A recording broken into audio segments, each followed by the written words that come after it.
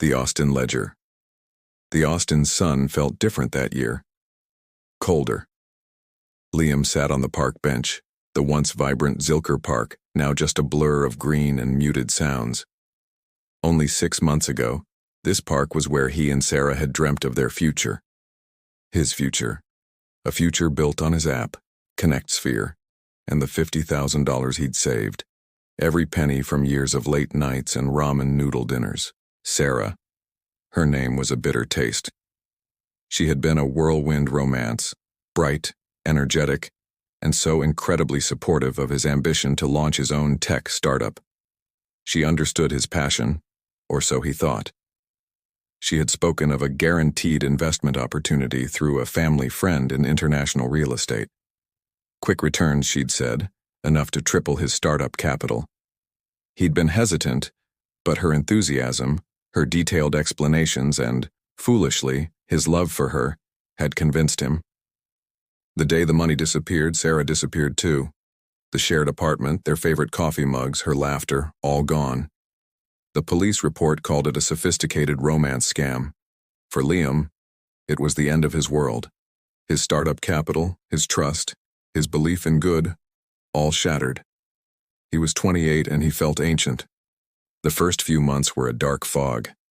He lost his part-time job because he couldn't focus. His small apartment felt like a prison. Friends called, but he rarely answered. What could he say? That he, a smart, careful guy, had been played so completely? The shame was a heavy blanket. He'd scroll through old photos of them, a masochistic ritual, wondering how he could have missed the coldness in her eyes that now seemed so obvious. He thought about revenge. Dark, consuming thoughts of finding her, of making her pay in ways that went beyond money. He'd imagined confronting her, the satisfaction of her fear. But then, he'd look at his reflection. Tired eyes, a slump in his shoulders. That wasn't him. His parents had raised him to be kind, honest. His dream wasn't just about success. It was about creating something good. Revenge would tarnish whatever was left of that dream, and of himself. One rainy Tuesday, staring at a leaky faucet in his cheap new studio apartment, something shifted. It wasn't a dramatic lightning bolt, but a slow, quiet realization. The drip, drip, drip of the water was like his energy, his life, slowly draining away. He was letting Sarah win, not just with his money, but with his spirit. He thought of other potential victims she might be grooming. The anger was still there, a cold stone in his stomach, but now it was joined by a different feeling, resolve. He wouldn't chase her in rage. He would find justice his way, calmly, intelligently. The next day, Liam got a simple job at a local library, cataloging books. It was quiet, paid the bills, and, most importantly, gave him access to computers and information. He started rebuilding his life, piece by piece. During his lunch breaks and late into the night, he wasn't coding ConnectSphere. He was learning. He studied online security, digital footprints, how professional investigators tracked people. He read about scam artists, their patterns, their psychology. He was patient. He knew this wouldn't be quick. 2 years passed. Liam was different, quieter, more observant. He'd started freelancing as a web developer, slowly rebuilding his savings. He was still kind, but a new resilience was forged in him. He never stopped looking for Sarah, but his methods were meticulous. He scanned social media, news articles, anything that might give him a clue. He knew she'd be too smart to use the same name or stay in Austin. Then he found her, or rather, a version of her. An article about a rising star in Miami's philanthropic scene. Serafina Marlowe. The woman in the photo was older, more polished, her hair a different color, but the eyes, those calculating eyes, were the same. Sarah, or Serafina, was now charming a new city, raising money for a new, vague international children's charity. Liam felt a grim satisfaction, but no desire for a dramatic confrontation. He wouldn't fly to Miami. He wouldn't send her a threatening email. His plan was more subtle. He began to build a digital ledger.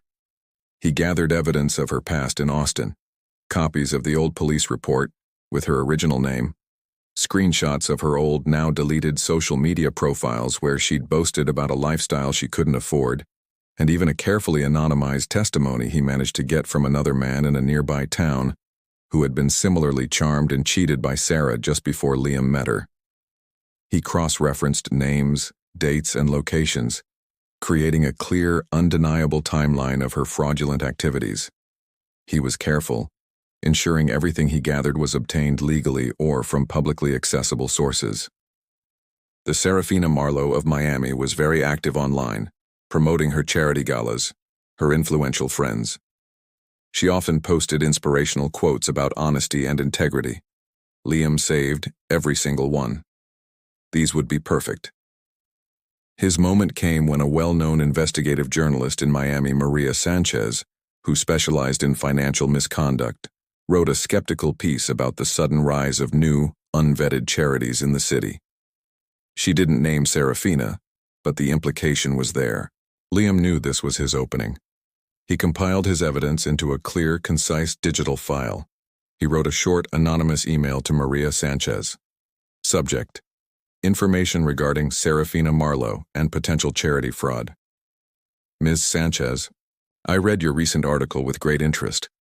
I believe I have information that might be relevant to your work concerning a Ms. Serafina Marlowe and her Children's Future Fund. The attached ledger contains documented evidence suggesting a pattern of fraudulent activity under a previous identity. I trust you will find it useful. My only wish is for the truth to be known and for vulnerable people to be protected. A concerned citizen. He attached the file and pressed send. For a few days, nothing happened. Liam continued his life. He was working on a new app idea, something small, for local community engagement. He found he enjoyed coding again. Then, Maria Sanchez replied. She was intrigued. She asked a few careful, verifying questions through the anonymous email address. Liam answered, providing only facts, never emotion. He knew the evidence had to speak for itself. The suspense was a quiet hum beneath his daily routine. Would it be enough? Would Sarah or Serafina be too well connected in Miami? A month later, Maria Sanchez published her exposé. It was a masterpiece of investigative journalism. The Two Faces of Serafina, Charity Queen or Calculated Con Artist. The article detailed Sarah's past in Austin, including a redacted copy of the police report and quotes from sources who had been affected by her scams. It laid out how Serafina had built her new identity and questioned the legitimacy of her charity, which, upon closer inspection, had very few actual projects and a lot of administrative costs going to Serafina herself. The article featured some of her own social media posts about integrity, juxtaposed with the evidence of her deceit. It was a devastating takedown, all based on meticulously verified facts. The fallout in Miami was immediate. Serafina Marlowe's world crumbled. Her influential friends distanced themselves. The authorities launched an investigation into her charity. Her reputation was destroyed, not by angry accusations, but by the quiet weight of evidence. She wasn't arrested immediately. White-collar crime investigations take time, but her social and professional life was over. She was exposed. Liam read the article in his small Austin apartment. He didn't feel elation or a burning sense of victory. Instead, he felt a profound sense of peace, like a heavy weight had been lifted from his chest. It wasn't about the money anymore. He knew he'd likely never see that again. It was about the truth. It was about reclaiming his own narrative.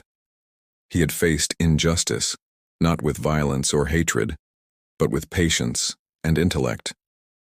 He closed the news tab. He looked around his apartment, modest but his own.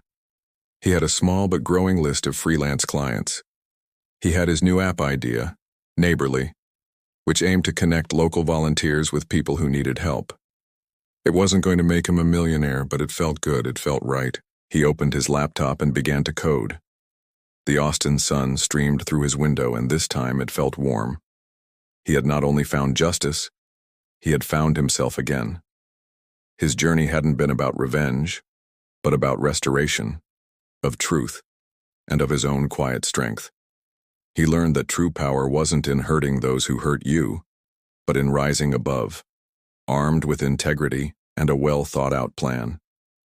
The echoes of Sarah's betrayal were finally fading, replaced by the steady rhythm of his own making, a future he was building once again with hope.